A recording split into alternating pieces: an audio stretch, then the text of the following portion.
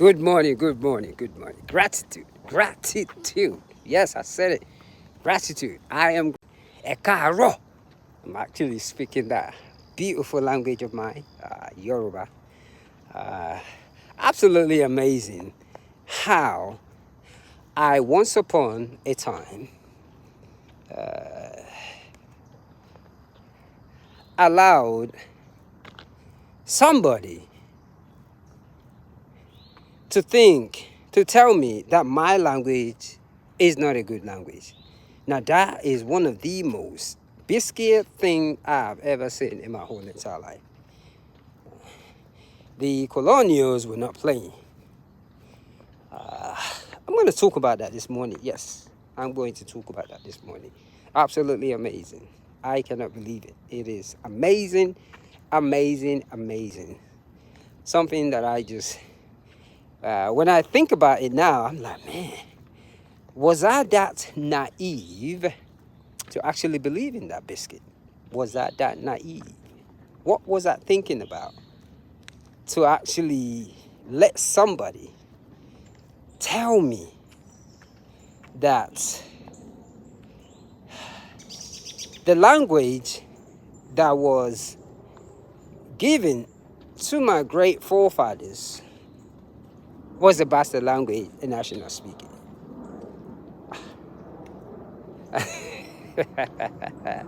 I tell you, I'm laughing because, I mean, just thinking about it, let me slow down.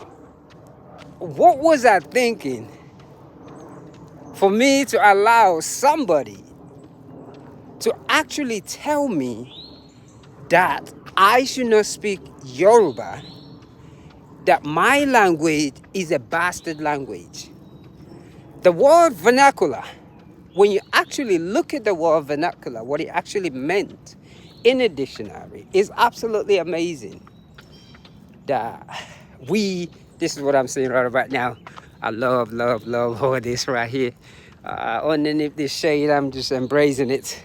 So I got to slow down. That way I can get what's on my mind out early this morning. Gratitude, gratitude. I am grateful for this present moment. Let me actually see. Let me see this. I got to bring someone in. Yes, got to bring somebody in. Got to bring somebody in.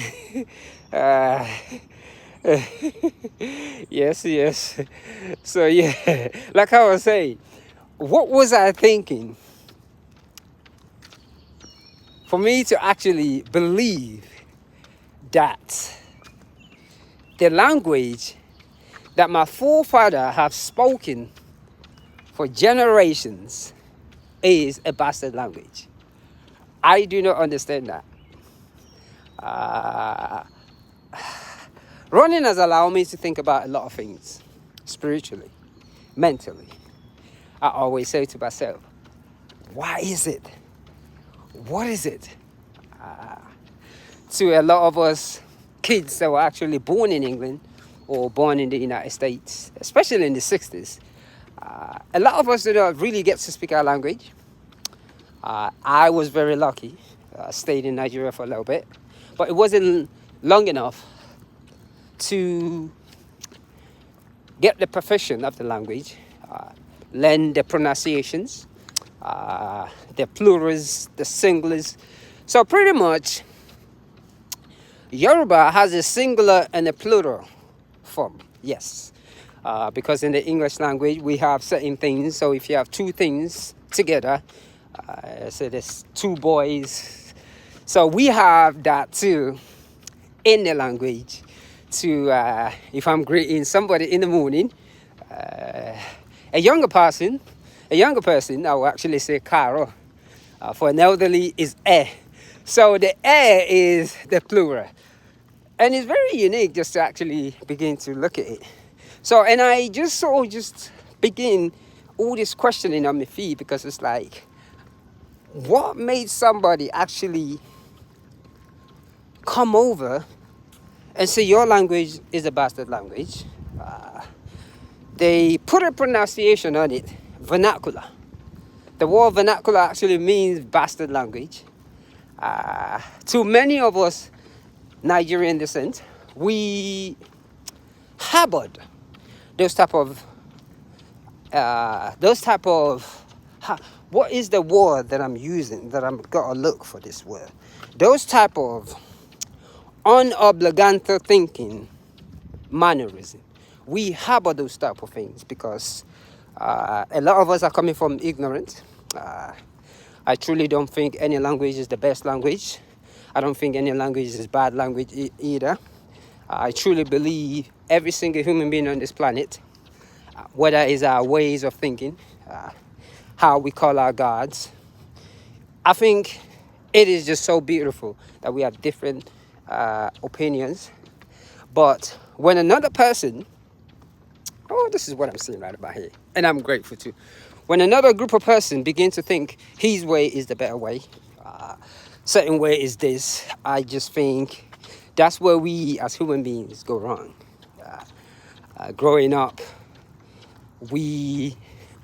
I was bombarded, and I'm just speaking for me, with this thing that we got to speak English. Growing up, I wanted to speak the English language perfectly. We have to speak a certain way. Growing up, I remember when you do anything negative, we call it the African mentality. Yes, anything positive, we call it the white man's mentality. I think it's a very